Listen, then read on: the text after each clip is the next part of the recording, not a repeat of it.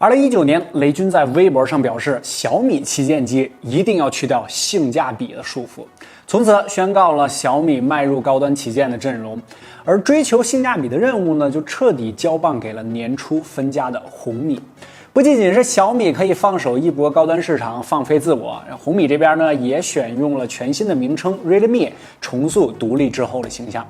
2020年，小米也终于交出了自己的答卷。3999起售的小米10系列机型，而 Realme 也凭借近亿的销量站稳了机圈的市场。Hello， 大家好，我是王九，没错，今天我们就来盘点一下 Realme 这些年的那些事儿，聊聊 Realme 的发家史。2011年8月16日，小米科技 CEO 雷军在北京798艺术中心发布了初代的小米手机 M1，1999的价格轰动了整个机圈。而在当时，运营商定制机还是白热化的阶段，于是中国移动看上了小米。2012年4月，中国移动的领导找到雷军，希望小米可以做 TD 手机。雷军率团队进行了调研之后，发现有超过半数的高端手机用户使用 GPRS 服务，但是市场上可选的千元机并不多，口碑也很差，依靠性价比开门红的小米，深知千元机市场还是蓝海。于是2012年7月，小米决定开始研发代号为 H1 的第一代千元机。第二年，也就是2013年的7月31日，中国移动和小米联合发布了红米一代，搭载联发科 MT6589T 4核芯片，售价799元，在 QQ 空间进行了独家首发，是不是很有年代感的一个名字？发布仅半个小时，红米就获得了100万的预约量。相比当时市面100元左右充斥着跑马灯和大喇叭的山寨机相比，红米的品质确实出众不少。而随着初代红米一起而来的，还有这句永远相信美好的事情即将发生的口号，而这句话也成为了小米使用最久的一条 slogan。2014年3月19日，红米发布了第一代红米 Note 手机，搭载了联发科 MT6592 8核处理器，分成了标准版和增强版，覆盖了799、899和999三个档位。5.5英寸的屏幕让红米 Note 成为了小米手机迈向大屏的第一步。咱们同步一下时间线啊，同年的12月23日，魅族也发布了全新的子品牌魅蓝。2015年1月，红米2发布，这一次的红米一改之前的沉闷啊，推出了更为大胆的配色，多彩的聚碳酸酯贝壳让红米2显得更加年轻活泼。1000万的销量证明了红米2的成功。但是小米却陷入了困境，于是销量和赚钱的重任就压到了红米身上。2015年8月13日，红米 Note 2发布，这也是小米首次为红米产品召开独立的发布会。相比于上一代 Note 2的屏幕分辨率从前代的 720P 提升到 1080P， 但是售价依然维持在了799元起售。但是3个月之后的11月24日，小米便推出了红米 Note 系列的第3款迭代机型红米 Note 3，而 Note 3罕见的成为了小米首款铝合金材质以及支持指纹识别的手机，并且取消了电池可更换的设计。在发布会上，雷军罕见的爆了粗口，友商是傻叉。雷军的原话是：这些发布会都只有一个共同的主题，就是金光闪闪的5个字，友商是傻。其中首先是小米是傻，不管大家议论也罢，还是大家诋毁也罢，经过4、5年的腥风血雨，在全体友商们的共同努力下，中国国产手机占到了市场的主流，我们整个行业都进步了。这多少映射了当时小米面临的困境啊！在这一年的小米数字系列停发这件事儿，之前我们的手机简史讲过。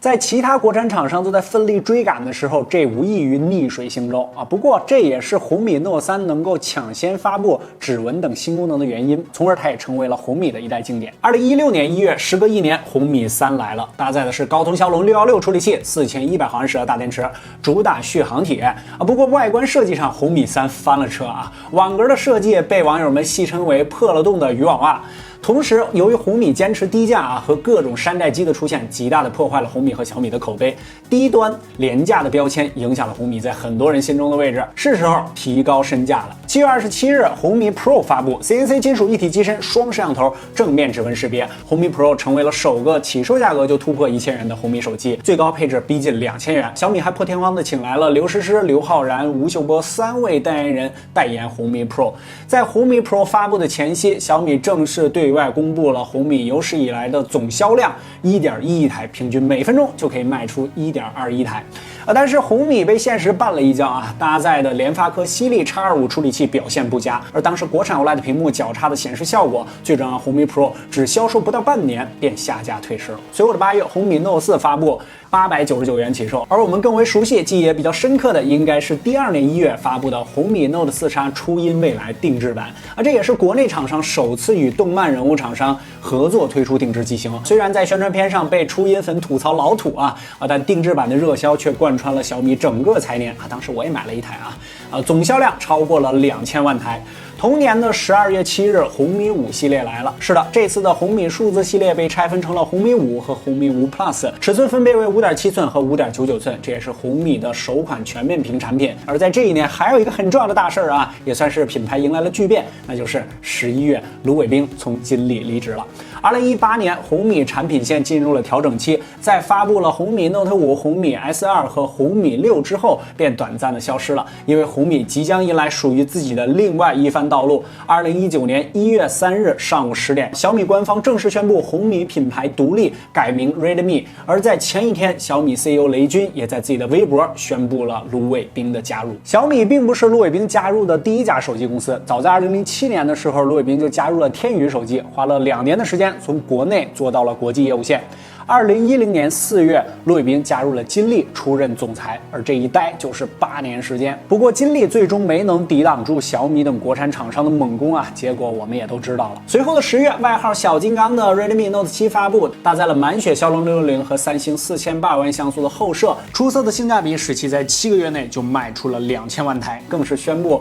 Note 7自带18个月的质保，打破了手机行业12个月质保的惯例，这也是对产品质量的绝对信心吧。或许是为了弥补18年没有发布多少产品的遗憾之后红米的发布会极其的紧凑。3月18日 Redmi Note 7 Pro 发布，相比于 Note 7 Pro 将骁龙660提升到了骁龙675，主摄也从三星升级到索尼的 MX586，同为4800万像素，但是支持了全像素硬件支出。同时发布的还有 Redmi 7和 Redmi 首款非手机产品全自动波轮洗衣机。5月28日 Redmi 又公布了全新的 K 系列，并且发布了 Redmi K20 和 K20 Pro， 代号大魔王。这款手机对于 Redmi 有着非常不同的意义因为它是 Redmi 第一款真正的旗舰，搭载骁龙855真全面屏和升降前摄，并且取消了之前的后摄指纹，替换为了屏下指纹。而卢伟冰也发文表示，做旗舰手机是 Redmi 品牌独立发展的必经之路。至此 Redmi 彻底承接了大哥的任务打造极致性价比的第一品牌，甚至